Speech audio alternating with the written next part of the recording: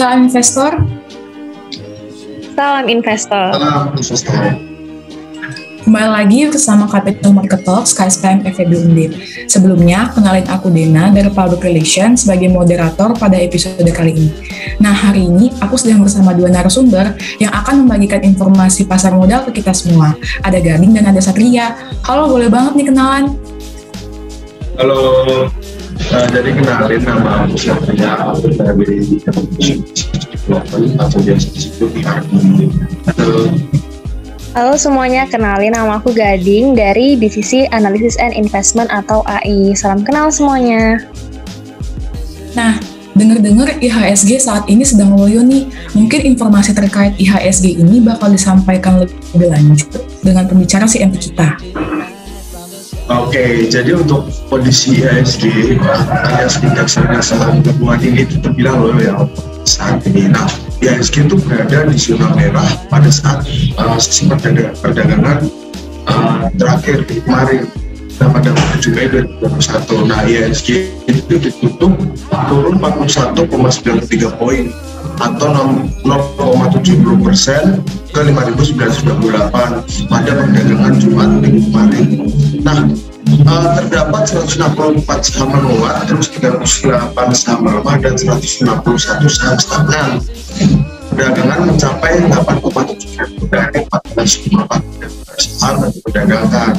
Nah, untuk indeks LQ45 juga turun nih teman-teman ke 8,22 poin atau 0,93% ke 880,72. Indeks IDX 30 juga turun 4,61%, 4,61 poin atau 0,98% ke 468,07. Nah, oh iya, bagi teman-teman yang belum tahu IHSG itu apa, jadi IHSG itu sering juga disebut dengan IDX Composite. Di dalam IHSG itu banyak banget emiten yang terdaftar. Setiap harinya ada emiten yang meningkat, ada yang menurun, atau juga stagnan. Nah, kalau digabungin, seluruh rata-rata pergerakannya itu akan tergambar jelas di IHSG. Jadi kalau IHSG-nya meningkat, maka bisa disimpulkan kalau rata-rata saham yang ada di Bursa Efek Indonesia sedang mengalami kenaikan. Begitu juga dengan sebaliknya. Wah, berarti IHSG saat ini bisa dikatakan sedang melemah ya kalau dilihat dari data-data penurunan beberapa poin tadi. Tapi muncul pertanyaan nih teman-teman, kalau sebagai pemula yang ingin masuk ke dunia pasar modal, tapi pinginnya masuk sekarang nih, kira-kira ada nggak nih saran untuk para pemula untuk prefer ke sektor mana?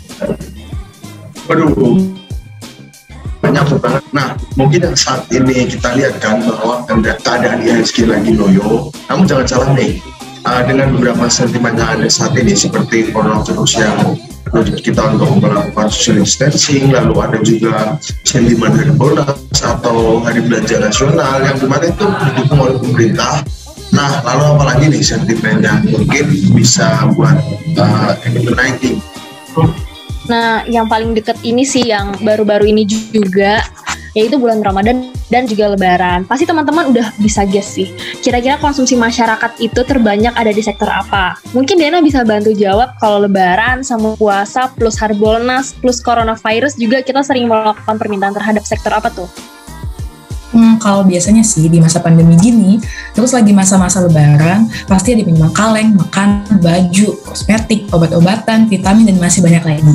Intinya sih lebih ke barang-barang yang dikonsumsi sehari-hari, bener nggak? Iya, betul banget. Jadi barang-barang yang tidak pernah tidak dibutuhkan yaitu produk konsumsi sehari-hari. Nah, sektor ini dalam pasar modal kita sebut dengan sektor consumer good alias consumer good tadi. Nah, outlook sektor consumer itu perlahan meningkat di mana pada Februari 2021 kemarin Bank Indonesia itu merilis Consumer Confidence Index yang meningkat dari posisi Januari 84,9, lalu posisi Februari 85,8 dan April kemarin itu mencapai 101,5.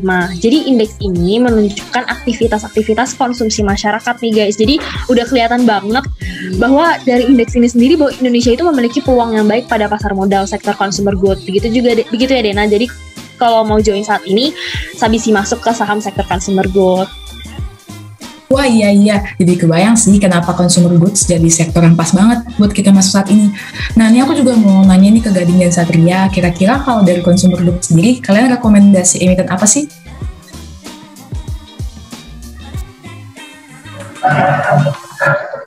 Good ya, kalau kamu gimana Sat?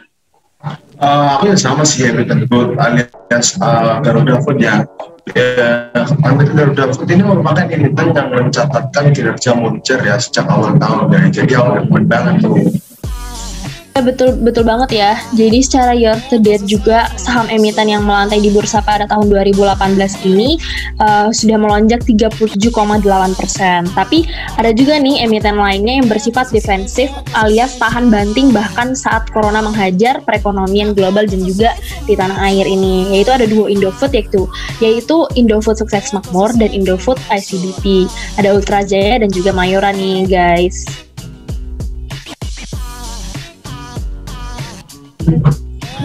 Nah, iya nih. Kalau emiten fokus makan dan seterusnya. Nah, kelihatan banget kan kalau saham sektor konsumer good ini emang oke banget buat teman-teman join pas saat lagi kondisi IHSG loyo kayak gini. Nah, terus juga aku mau nambahin nih terkait emiten good atau Garuda Food. Ternyata juga PT Garuda Food ini itu sudah turut mempersiapkan berbagai produk khusus di masa Ramadan dan Lebaran pada 2021 ini dan telah didistribusikan sejak awal tahun. Jadi kecil banget ya buat emiten good ini. Dan juga dilihat dari sisi penjualan, good di kuartal 1 tahun ini itu sudah menunjukkan kata dibandingkan kuartal 1 tahun lalu. Padahal yang kuartal 1 tahun lalu itu belum ada pengaruh dampak COVID ini. Nah, kuartal 1 2021 dan tahun sebelumnya itu mengalami peningkatan high single digit menuju double digit. Wah, emang mantul banget sih ya berarti emitennya di sektor consumer good ini, apalagi ditambah dengan adanya dukungan pemerintah dan stimulus lainnya, serta isu Harbolnas nih pastinya juga menambah sentimen yang berdampak positif pada saham consumer good. Nah, kalau dilihat secara technical analisisnya untuk emiten good ini menggunakan beberapa indikator lagging dan juga leading untuk Bollinger Band-nya, chart harga sudah di atas moving average 20 dan bergerak di atasnya. Lalu di bulan Mei ini sudah beberapa kali volume itu tinggi guys. Dilihat dari stokastik, indikator osilatornya bergerak di daerah jenuh beli atau overbought. Terjadi crossing juga di sana dan garis persen K cross ke atas garis persen D yang hijau sehingga diindikasikan dengan sinyal sell. Dilihat dari relative strength index-nya atau RSI nya berada di atas RSI 50 line yang menghasilkan sinyal beli. Lalu juga karena RSI-nya ini melintasi level 50 ke atas mengindikasikan trennya sedang naik. Begitu Dena kalau dari segi teknikalnya dan segi fundamental dari disampaikan Satria tadi. Oke Gading, Satria, terima kasih. Kalau gitu aku langsung OTW beli saham pakai THR nih. Oh iya, kira-kira ada tips and triknya nggak nih kalau mau beli saham pakai THR? Aduh, ini sih mantep banget ya, daripada habisin untuk hal-hal yang kurang bermanfaat. Ternyata masih ada orang yang mau menginvestasikan THR-nya gitu loh. Jadi keren banget sih teman-teman, bisa dicontoh dan untuk menyisihkan uang THR-nya itu untuk berinvestasi. Ada nggak nih tipsnya? Ada dong tips buat investasi pakai uang THR. Nah, jadi ada beberapa tips nih yang bisa diterapkan jika ingin investasi saham menggunakan uang THR. Bagi teman-teman yang ingin mulai investasi saham, ada baiknya sebelum membeli itu melihat terlebih dahulu fundamental keuangan emiten saham yang akan dituju. Nah, untuk kepentingan jangka panjangnya, pastikan fundamentalnya itu baik, terus melihat seperti apa produk perusahaannya, terus manajemennya, price value, dan sebagainya. Nah, seperti yang udah didiskusikan sebelumnya juga, di masa-masa lebaran itu ada saham-saham consumer good yang bisa direkomendasikan untuk dikoleksi. Karena di bulan Ramadan seperti ini, itu saham-saham consumer good transaksi penjualannya itu bisa naik sampai 50% dalam setahun. Nah, betul banget. Mungkin aku mau nambahin juga di tengah pasar saham yang bisa dikatakan tidak bergairah ini ya. Saat ini disarankan untuk mengoleksi saham-saham yang aman seperti kelompok IDX 30 dan juga LQ45. Dan juga kalau secara teknikal sendiri, teman-teman bisa memperhatikan indikator pendahulu atau leading indicator dan juga indikator koreksi atau lagging indicator. Untuk lebih mantap lagi nih buat masuk ke dalam suatu emiten. Dimana kalau teman-teman sudah menggunakan leading indicator lalu, oke, ini sahamnya bagus nih untuk kita masuk, tapi lihat dulu indikator koreksinya seperti apa. Kalau sudah terkoreksi dan dibantu oleh fundamental seperti yang sudah disampaikan Satria tadi, teman-teman bisa mencoba langsung join ke emiten yang sudah di analisis tadi gitu. Nah, dan bagi teman-teman yang belum tahu nih apa sih IDX 30 dari 4 tema itu. Nah, jadi FYI aja ya. Saham LQ45 itu merupakan indeks pasar saham yang terdaftar di BEI yang beranggotakan 45 perusahaan emiten dengan ukuran utamanya adalah likuiditas. Nah, saham-saham LQ45 itu juga diseleksi dengan kriteria tertentu oleh Bursa Efek Indonesia. Nah, ada juga sekelompok saham 30 atau biasa disebut IDX 30 atau 30 saham yang sudah dipilih lah. Itu saham terkenal baik dan sudah teruji paling tidak ada 10 tahun untuk pasar dengan kapitalisasi cukup besar. Nah, begitu Dena kalau dari kami sampai tips and trick juga yang lain-lain juga. Wah, jelas banget ya informasi yang udah dipaparin sama Gading dan Satria tadi.